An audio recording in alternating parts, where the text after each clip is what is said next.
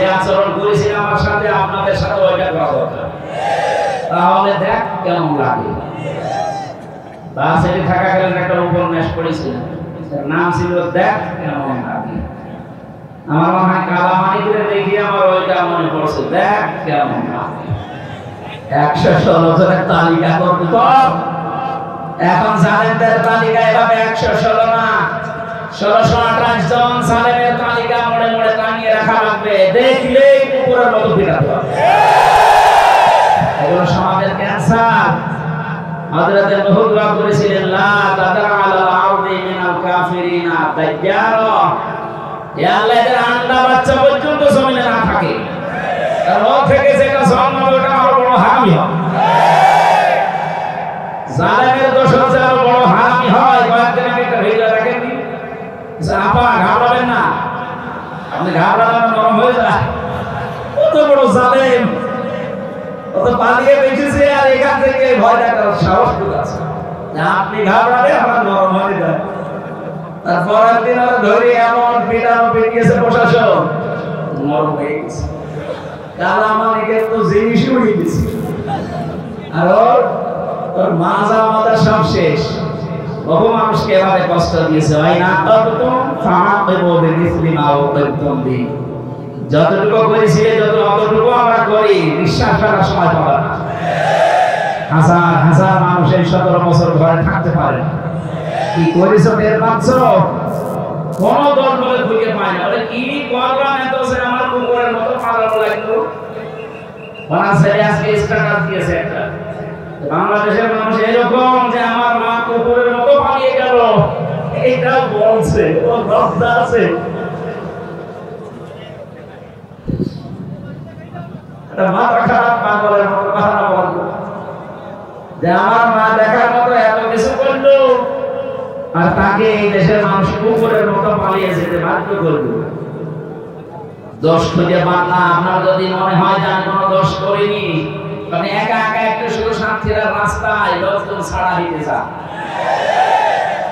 আমিও হেঁটে যাবো, মাওলানা রবিউল বাসার হেঁটে যাবে, আপনিও হেঁটে যান, তো 3 জনের অবস্থা কার কি হয় দেখো। চলেন, আমি কিছু তো করিনি, কিছু করার দিতে আইনা ঘর কি ফেরেশতা বানিয়েছে?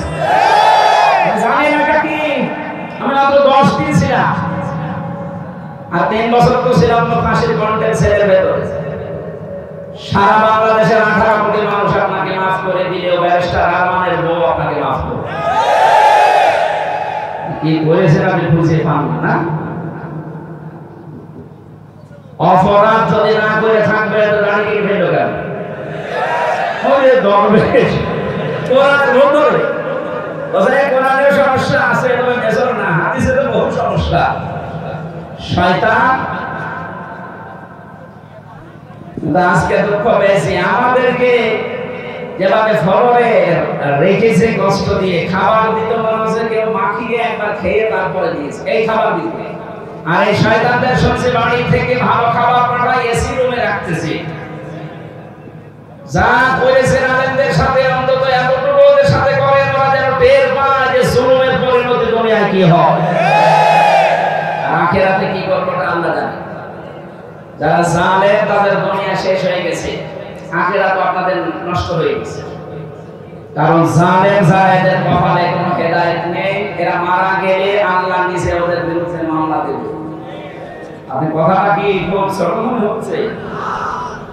কোরআনে কারীম জানিয়েছে, ইন্নামাস সাবিলু আলাল্লাযিনা ইয়াযলিমুনান নাস, ইলা আখির আয়াত।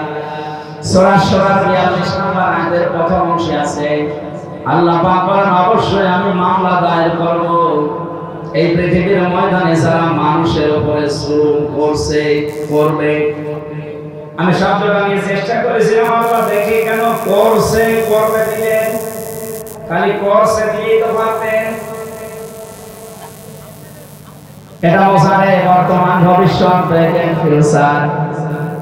কেন তিনি দুইটা কাল দিয়ে শব্দটা বানিয়ে আবার ইয়াজলিমুনাল মুসলিমুনা না দিয়ে ইয়াজলিমুনান নাস দিলেন? বাস্তব যেটা আমার কাছে ধরা পড়েছে, আল্লাহ পাক জানেন বড় বড় জালেমরা বিদায় নিলে অনেকেই আছে এখন জুলুম করার মন মানসিকতা নিয়ে এগিয়ে যাচ্ছে। 5 তারিখের পর থেকে আজকে 11 তারিখ, 1 মাস 6 দিনে জুলুম হয়নি তা না, অনেক নিরপরাধ মানুষ জুলুমের শিকার হয়েছে। যারা করছে আশা করে আপনারা থামবেন। অত্যাচারিত আপনারা হয়েছেন, আমরা হয়নি।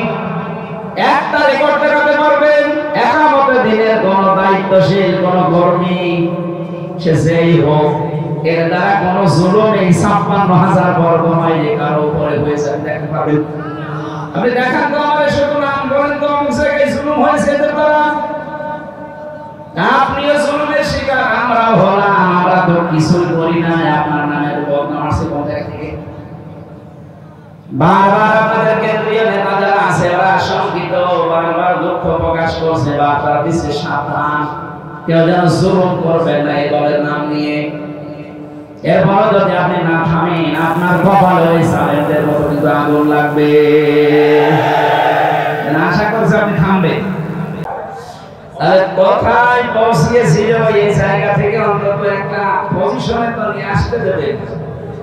বাংলাদেশ জামাতে ইসলামীর শ্রদ্ধাভাজন আমির ডাক্তার শফিকুর রহমান কয়েকদিন আগে কুষ্টিয়ায় গিয়েছিল। সাংবাদিকদের প্রশ্নের জবাবে উনি জানিয়েছেন, হ্যাঁ আমার বেশি সময় না, কম সময় না, কাঙ্ক্ষিত এবং সম্মানজনক একটা সময় দিতে চাই। সংস্কারের জন্য যেহেতু রাষ্ট্রটা এভাবে আমাদের হাতে ছাত্র জনতা তুলে দিয়েছে, সংস্কারের জন্য না কথা বলেন, যারা আছে তারা অন্তত সংস্কার করুক। সংস্কার না করে যদি আবার নির্বাচন দেন দিয়ে দিই হয়তো রাতের ভোট হবে। আমার 33 বছর বয়স, আজ পর্যন্ত ভোট কি আমি দিতে পারবো না পারি, কারণ এই 15 বছর তো পারি আরে আগে তোমার ভোট হয়। তাই কিভাবে যে ভোট দেয় সাদা আপনি জানেন না, সামনে সেই সুযোগটা তো অন্তত তৈরি করতে দেবেন। নাকি বাবাকে বলতেন এখন বাচ্চারা জবাবে কোথায় বাবার বাড়ি থেকে হাতে করে নিয়ে আসবে, তাও তো অন্তত নিয়ে আসতেছে হাতে করে। যা প্রথমে যে হংকার দিয়েছিল আমার মনে হয় সে হংকার এখন কাজে লাগছে। বাংলাদেশকে যদি অশান্ত করতে চান 7 সিস্টার অশান্ত হয়ে যাবে। হাত দিয়েছিলেন, কোরআনের পাখির দোয়া ছিল যে আমরা কোরআনের গায়ে সারাই হাত দেয় পৃথিবীর ইতিহাস দেখেছি। রাশিয়াকে আল্লাহ আর টুকরা করেছে, আর এত একা এমনিতেই লঙ্গি ধুতি ঘুরতে ঘুরতে আছে। যেভাবে আরম্ভ হয়েছে মণিপুর থেকে শুরু করে আমার মনে হয় কোরআনের পাখির দোয়া অলরেডি কবুল হওয়া আরম্ভ হয়ে গেছে। ওরা পাকিস্তান থেকে বাংলাদেশকে আলাদা করেছিল, তারপরে আমরা বলেছিলাম যে ওরা আমাদের বন্ধু নাকি। 52 বছর তো তাই চলছে, ওরা আমাদের বন্ধু কেন? কারণ ওরা আমাদেরকে সাহায্য করেছিল যে আমরা যেন পাকিস্তান থেকে আলাদা হতে পারি। আমরা তো 1 ভাগ হয়েছি, আপনারা তো 7 ভাগ হচ্ছেন, আমরা সাহায্য করবো, আমরা বড় বন্ধু। আমরা বড় বন্ধু না? আপনারা 1 ভাগ করে যদি বন্ধু হন, আমরা কয় ভাগ করছি? দরকার আরো বেশি করবো। চালান 30 টুকরা হবে, অসুবিধা নেই।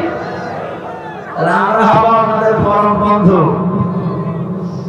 এই জন্য আমরা এই উদাহরণের মাধ্যমে যেটা শিক্ষা দিতে চাচ্ছি, এই লাভ সাপ না দিয়ে উল্টা পাল্টা মন্তব্য না করে ওনাদেরকে সময় দেওয়া দরকার যৌক্তিকভাবে। নয়তো আমরা মনে হয় আবার সামনে যে উদ্দেশ্য নিয়ে ছাত্র জনতা এই বান্ধব খুলে দিল, এদেশের 1628 জন মানুষ ছিল মেন দায়িত্বে। আমরা জেলখানায় মাওলানা মামুনুল হক সহ সারাই দেখেছি, সব সময় হিসাব মিলাতাম, দেখি কারা কারা। আমি হিসাব করে করে দেখেছি 1628 জনের 1627 জন মানুষের হাত এভাবে বাঁধা ছিল, শুধু একটা হাত খোলা ছিল। কয়েকদিন আগে আমার মামলা যতগুলো ছিল সব খারিজ হয়ে গেছে। বিচারপতি মামলা এভাবে দেখার পর বলছে একটা মামলা হলো, এর কোনো মাল মেটাতেছিল, সব খারিজ করে দিলাম। আমি বলতে গেলাম যে মাননীয় আদালতে মামলা তো আপনার কাছে 3 বছর ছিল, তাই আপনি এর মামলা বহুবার আপনাকে দেখানো হয়েছে। আমি বলেছি না, এই মামলা জামিন হবে না। এখন হঠাৎ করে বছর কোনো মাল নেই, অনেক কথা আমার বলতো যে হুজুর কিছু করার নেই, আমার হাত বাঁধা ছিল, এখন হাত খোলা আছে, কোনো চাপ নেই উপরে, এই জন্য যা দেখলাম আমি নাই বিচার করে দিই। আমার মনে হয় এরকম যদি এই একজনের না, এই 1618 জন যারা দায়িত্বে এখন আছে প্রত্যেকের ভাবে আমরা হাত খোলা দেখতে চাই। আবু সাইদ এভাবে হাত খুলে দাঁড়িয়েছিল না,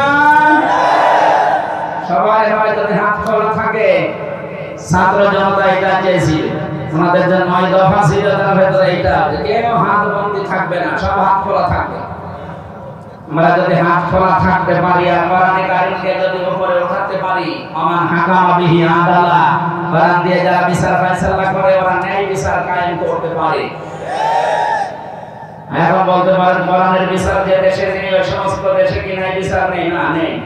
কয়েকদিন আগে সিঙ্গাপুর, মালয়েশিয়া, থাইল্যান্ড যে সমস্ত দেশে ঘুরেছি, তার বিচার ব্যবস্থা ভালো, কিন্তু কাঙ্ক্ষিত মানের ন্যায় বিচার ওখানেও নেই। এখানকার কিছু জালেম পালিয়ে ওখানে গেছে, আমি জুলুমের উপরে কথা বলেছিলাম, ওরা ওই দেশের পররাষ্ট্র মন্ত্রণালয়ের নালিশ দিয়েছে যে এনার নামে মামলা আছে, এনি রাষ্ট্রবিরোধী জঙ্গি, আর ইনি এখানে এসে কথা বলেছে। ওই দেশের পররাষ্ট্র মন্ত্রণালয় থেকে কয়েকদিন খোঁজ খবর নিয়ে যে এখন দেখছে যে আমার মামলায় খারিজ হয়ে গেছে, এ মামলায় আমার কোনো দোষ নেই, নির্দোষ প্রমাণ করে খান আদালত আমাদের ছেড়ে দিয়েছে। এখন যারা নালিশ মাটি ওরা বিপদে আছে। কারণ ওই দেশে আর যাই কোনো স্বচ্ছতা রাখার চেষ্টা চালায়, আন্দাজে আপনি এক দোষ দিয়ে দিলেন, আপনি তো দিয়েছিলেন রাজনৈতিক উদ্দেশ্য নিয়ে। সেটা যখন এই যে মামলায় দাবি করে, আমার মামলার এই কপি যখন বাংলাদেশের পররাষ্ট্র মন্ত্রণালয়ের দায়িত্বে আছে তার কাছে দিয়ে ওই দেশে পাঠিয়েছি, দেখার পরে এখন সে যখন নালিশ দিয়েছিল ও বড় বিপদে আছে। সেই দিন আমাকে খোঁজ খবর কার কাছে পেয়েছে জানি না, অজা আমার বিরুদ্ধে যেন আর কিছু না বলে, তাহলে আমার আর এই দেশে পালিয়ে থাকা হবে না।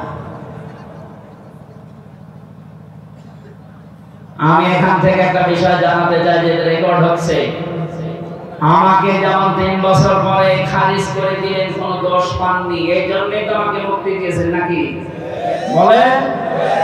আমার মতো 1,10,000 মানুষ এখন জেল খাটতেছে বাংলাদেশে।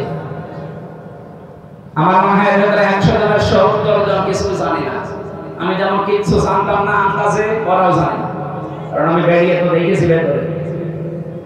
সুতরাং যারা এই কাজ করছে, এই মামলার আয়ু থেকে আমার মামলার আয়ু কাজী মিজান একে হাতে বাড়ি, এর আগে আমারই ওরা ছাড় বলা লাগতো, এখন মামলা খারিজ হওয়ার পরে আমার উপর ছাড় হচ্ছে। এই মিজান থেকে শুরু করে উপরে যে হাত ছিল, যাদের সামনে বিচারপতি রায় দিতে পারে নাই, আমি চাই তাদের 3 বছর এরকম করে আটক রাখা হোক।